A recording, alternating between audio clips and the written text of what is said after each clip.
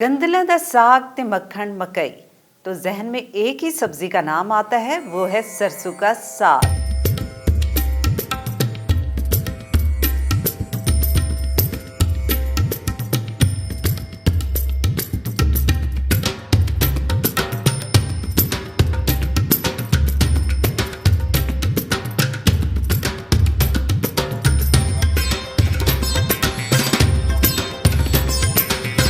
पंजाब के किसी भी गांव चले जाएं, सर्दियों की सौगात ये गंदला का साग आपको तकरीबन हर गांव में मिलेगा। दीपालपुर में बदलते हालात के साथ साथ मगरबी खाने, फास्ट फूड, बर्गर, पिज्जा वगैरह जहां हमारी नौजवान नस्ल की खुराक है, वहां अभी तक सरसों का साग, मक्खन और मकई की रोटी का कोई मुतबादिल नहीं। पंजाब में हर तरफ सरसों की फसल ने पीले रंग की चादर ओढ़ रखी है, जो कि एक खूबसूरत नजारा पेश कर रही है। मौसम सरमा का आगाज होते ही साग फरोख्त के लिए मार्केट में पहुंच जाता है। ज्यादातर खवातीन दुकानदार सरसों के खेत से साग की नरम टहनियां तोड़ लेती हैं और पत्ते अलग कर लेती। ये टहनियां गंदला कहलाती हैं और इसको पकाने का तरीका अलग होता है और ये गंदला का साग कहलाता है। इन टहनियों को पत्ते से अलग करके ये खवातीन मखसूस स्टॉल पर बेचने के लिए सजाती। सुबह सर्दी में उठकर खेतों से साग को लाया जाता है और फिर यहाँ पर नरम गंदला का साग फरोख्त किया जाता है। शहरी खवातीन ज्यादातर इसको प्रेशर कुकर में बनाती हैं, जबकि अक्सर देहाती खवातीन इसे आज भी मिट्टी की हांडी में बनाना पसंद करती हैं। इस साग को रात भर चूल्हे पर चढ़ा दिया जाता है और रात को उठकर आग और साग की निगरानी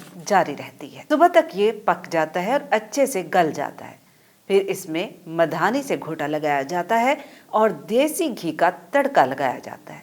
लहसुन और देसी घी का तड़का इसको लजीज और मजेदार बनाता है। गिजायत से भरपूर पका हुआ साग डिश में सजाकर ऊपर ताज़ा मक्खन डालकर अक्सर खवातीन एक दूसरे के घरों में तोहफे के तौर पर भेजती और ये तोहफा शौक से कबूल किया जाता है। साग को सर्दियों की सौगात भी कहा जाता है। गांव के लोग अपने शहरी दोस्तों और रिश्तेदारों को साग तोहफे के तौर पर भेजना फख्र की बात समझते हैं। साग में मौजूद कैल्शियम, फास्फोरस, पोटेशियम और फौलाद सेहत के लिए बेहद मुफीद है। साग, मकई की रोटी, मक्खन और लस्सी का गिलास, ये सब एक साथ हों तो खाने का लुत्फ दुबाला हो जाता है। दीपालपुर से मलिक वकास हैदर की रिपोर्ट के साथ आबदा खान, DNN न्यूज, कराची।